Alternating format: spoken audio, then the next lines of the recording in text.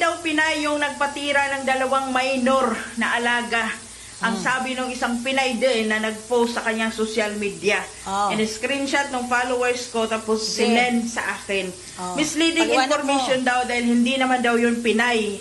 Indonesian girl daw yung babae, yung nagpatira ng 2 minor. Pinay lang daw yung nag-video. At inutusan lang daw yung Pinay para videohan ang ginagawa nila.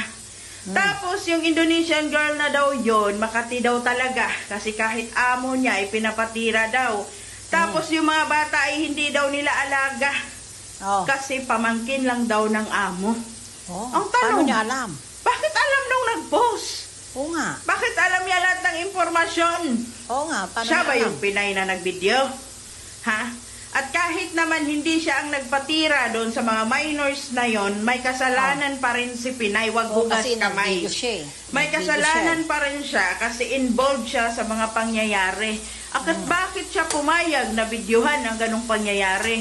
At bakit siya pumayag na gagawin yon sa mga minor? Kung talagang wala siyang kasalanan, lumabas siya doon. Magsumbong siya sa nanay or tatay ng mga bata or kung sinong pwedeng mapagsumbungan. Bakit siya nakibidyo? So, nag-enjoy rin siya. Umalay din natin, after ng video, nakisali din siya. At bakit ba alam na alam nitong nag-post na ganun ang pangyayari? Bakit niya alam? Siya kaya yung Pinay na nasa video?